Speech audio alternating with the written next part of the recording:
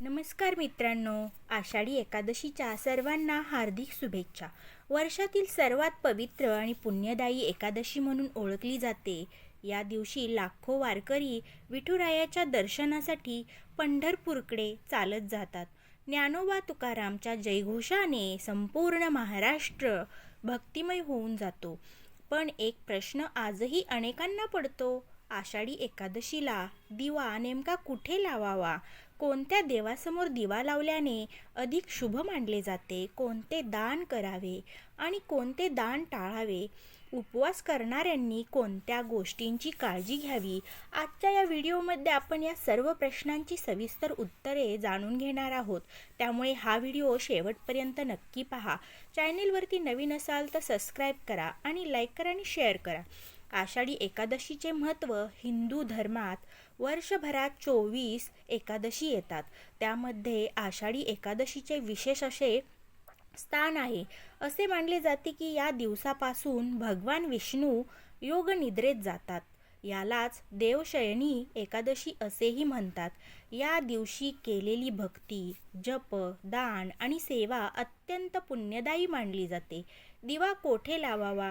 घरातील देवघरात, श्री विठ्ठल रुक्मिणी भगवान विष्णू किंवा तुळशी मातेसमोर तुपाचा दिवा लावणे अत्यंत शुभ मानले जाते. जर देवघरात तुळस असेल तर संध्याकाळी तुळशीपुढे दिवा लावा.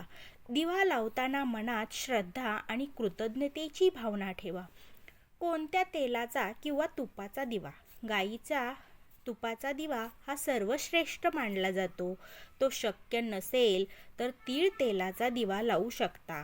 दिवा लावताना ओम नमो भगवते वासुदेवाय नमः किंवा श्री विठ्ठलाय नमः असा जप करा. दिव्याच्या किती वाती असाव्यात? कोणती वात लावल्यावर काय प्रभाव असतो किंवा विशेष त्याचं काय महत्त्व आहे? एक वात असलेला दिवा हे भक्तीचे प्रतीक आहे. 2 वातीचा दिवा सौभाग्य आणि कुटुंबातील ऐक्यासाठी लावला जातो. पंचवातीचा दिवा विशेष पूजेमध्ये वापरला जातो. तुळशी पूजन. आषाढी एकादशीला तुळशीची पूजा विशेष महत्त्वाची मानली जाते. तुळशीला पाणी अर्पण करा, हळदी कुंकू वाहा, फुले अर्पण करा आणि दिवा लावा. तुळशीला प्रदक्षिणा करताना विष्णू नामस्मरण करा. कोणते दान करावे आषाढी एकादशी दिवशी?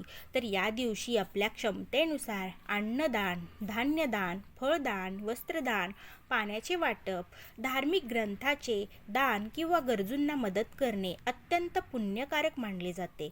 दान नेहमी नम्रतेने आणि प्रसिद्धीची अपेक्षा न ठेवता करावे. अन्नदानाचे महत्त्व. शास्त्रामध्ये अन्नदानाला महादान म्हटले आहे. गरजू व्यक्ती, वृद्धाश्रम, अनाथाश्रम किंवा भुकेलेल्या व्यक्तींना प्रेमाने भोजन देणे ही मोठी सेवा मानली जाते. कोणते दान हे टाळावे? दान करताना अपमानास्पद वर्तन करू नका किंवा एखाद्याला वागणूक तशी देऊ नका. फाटके किंवा वापरण्यायोग्य नसलेले कपडे दान करू नका. दान हे अहंकाराने नव्हे तर सेवाभावाने करा. या दिवशी कोणता जप करावा? ओम नमो भगवते वासुदेवाय नमः हा मंत्र. दुसरा आहे श्री विठ्ठलाय नमः आणि तिसरा रामकृष्ण हरी आणि चौथा आहे विठ्ठल विठ्ठल जय हरी विठ्ठल. या मंत्रांचा जप दिवसभर करता येतो.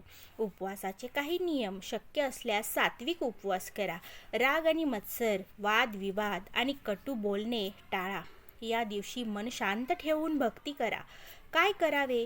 तर भगवद्गीता वाचन, विष्णू सहस्रनाम, हरिपाठ, अभंग, भजन, नामस्मरण आणि विठ्ठलाची आरती करा. काय टाळावे? तर खोटे बोलणे, इतरांचा अपमान करणे, व्यसन, हिंसा आणि नकारात्मक विचार टाळा. एकादशीचा दिवस शक्य तितका सात्विक घालावा.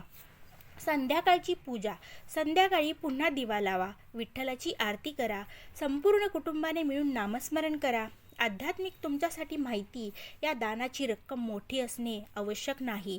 आपल्या क्षमतेनुसार आपण दान करू शकतो आणि श्रद्धा मोठी असली पाहिजे. दिवा मोठा असणे आवश्यक नाही, त्यामागील भक्ती मोठी असली पाहिजे. भगवान विठ्ठलाला संपत्तीपेक्षा प्रेम, नम्रता आणि सेवा अधिक प्रिय मानली जाते. मित्रांनो, आषाढी एकादशी हा केवळ उपवासाचा दिवस नाही तर आत्मचिंतन, सेवा, दान आणि भक्तीचा उत्सव आहे.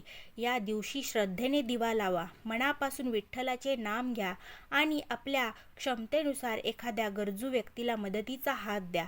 जर हा व्हिडिओ तुम्हाला उपयुक्त वाटला असेल तर व्हिडिओला लाईक करा आणि कमेंटमध्ये विठ्ठल विठ्ठल जय हरी विठ्ठल असे नक्की लिहा आणि आपल्या कुटुंबियांपर्यंत हा व्हिडिओ शेअर करा. अशाच धार्मिक, भक्तिमय आणि माहितीपूर्ण व्हिडिओसाठी आपल्या चॅनेलला तुम्ही सबस्क्राईब करा. जय जय रामकृष्ण हरी. पांडुरंग हरी विठ्ठल. श्री स्वामी समर्थ.